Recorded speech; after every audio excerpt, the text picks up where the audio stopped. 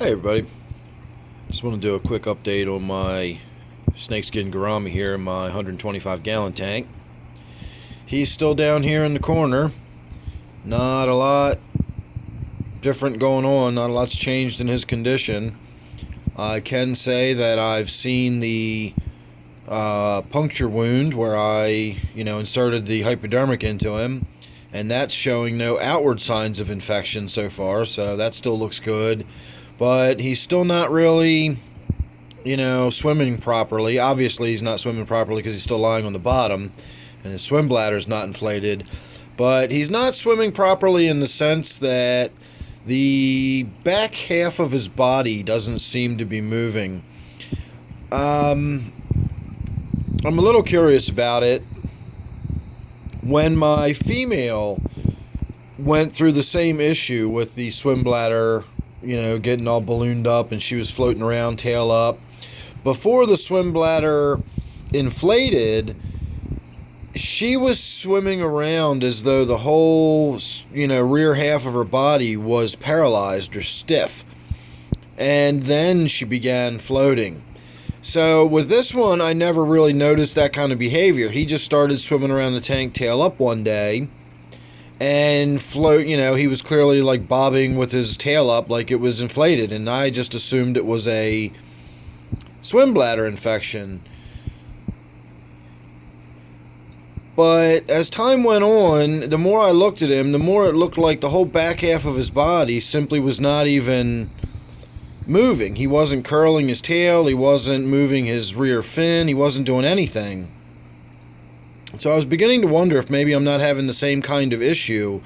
And today when I came in here, I, for the first time, noticed that as he swam, he's still not swimming very well, but if you'll notice now, he's given us a good look at his behavior. You can see the back half of his body is sort of at least kind of curling and waving a little bit. It looks like he's at least trying when he swims around.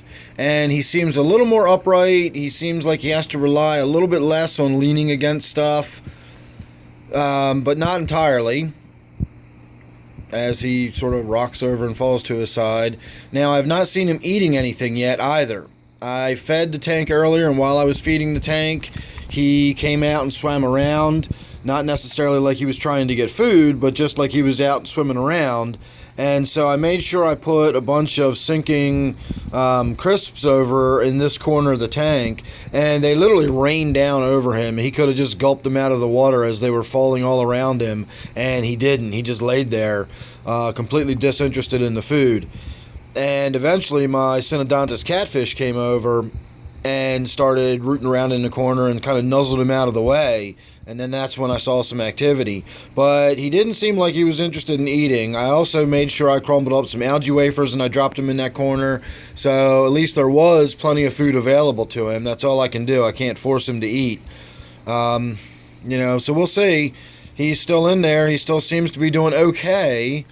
And I'll even sort of reluctantly say I'm cautiously optimistic at this point. His behavior seems to be getting a little bit better, but, he's undergone a rough time, and I'm still not 100% positive what the initial cause of the injury in the first place was. Was it the physical injury caused by the tilapia, or was it some sort of internal bacterial infection?